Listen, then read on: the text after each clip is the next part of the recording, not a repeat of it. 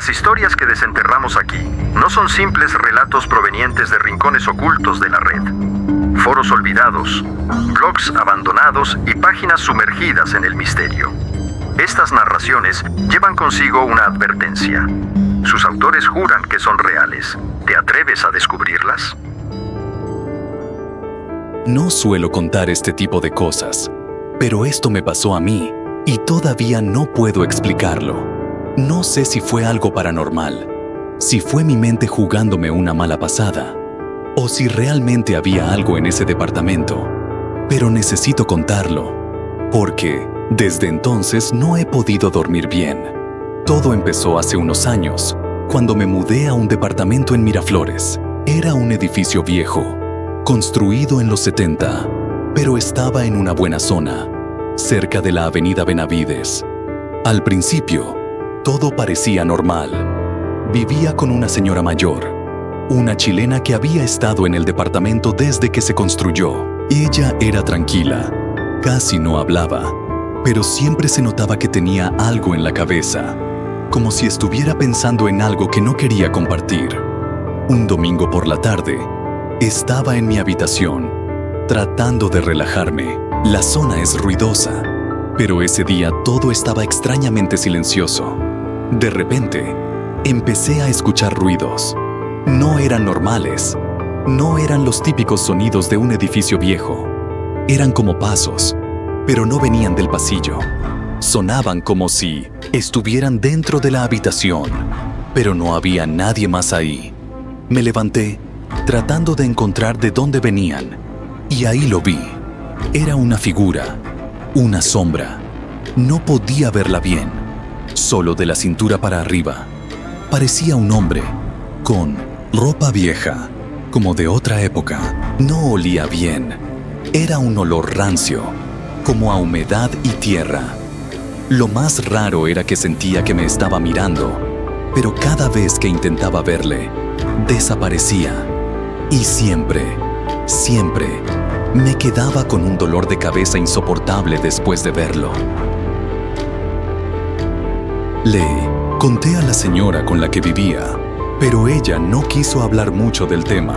Solo me dijo que no le prestara atención, que seguramente era mi imaginación.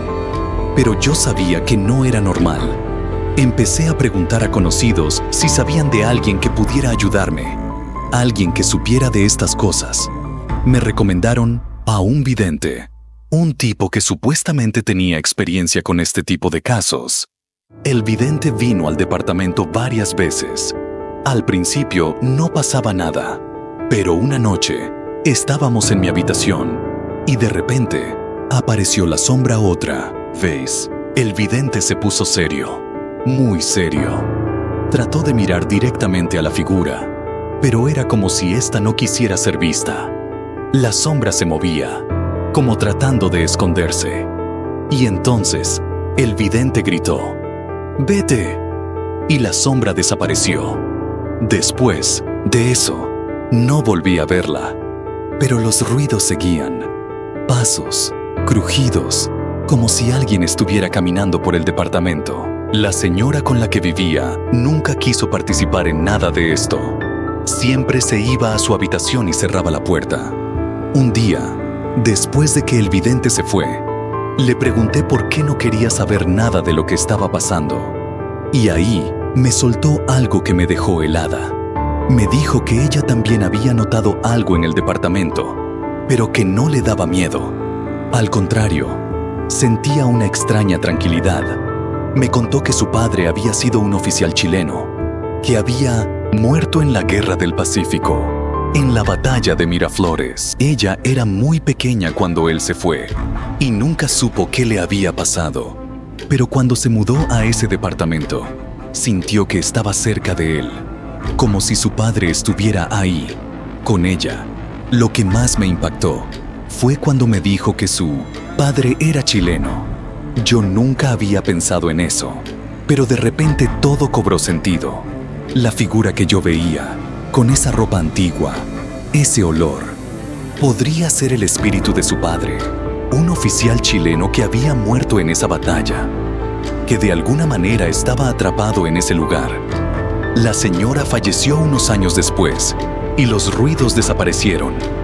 Pero antes de morir, me dejó una tarea: llevar sus restos a Chile, a su familia. Lo hice, pero nunca pude olvidar lo que viví en ese departamento. A veces me pregunto si lo que vi fue real o si todo fue producto de mi mente.